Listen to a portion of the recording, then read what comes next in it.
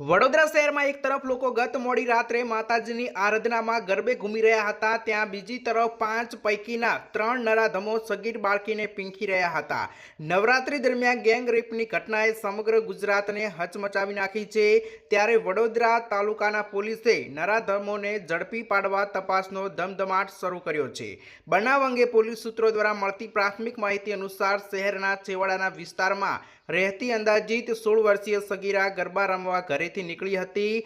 આ દરમિયાન સગીરા અને તેનો મિત્ર અંદાજિત રાતના 12 વાગ્યાની આસપાસ ભાયલી બિલ રોડ તરફ નીકળ્યા હતા, જ્યાં તેઓ એક અવાબૂર જગ્યાએ બેઠા હતા। તેવામાં 5 જેટલા શખ્સો ત્યાં આવી પહોંચ્યા અને સગીરાના મિત્રને મારી બેસાડી દઈ 5 પૈકીના 3 નરાધમોએ સગીર બાળકીને પીંખી નાખી હતી।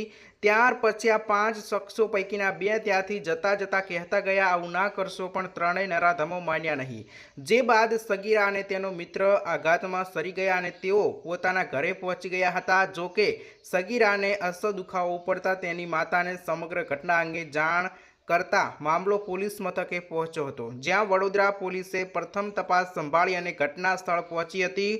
પોલીસની એક ટીમ સગીરાની પૂછતાછમાં લાગી અને બીજી ટીમ તેના મિત્રની પૂછતાછમાં જોડાઈ હતી। તપાસ દરમિયાન ઘટના સ્થળે તાલુકા પોલીસ સ્ટેશનની હદમાં આવતો હોવાથી તાલુકા પોલીસને જાણ કરતા તેમણે વધુ તપાસ સંભાળી હતી।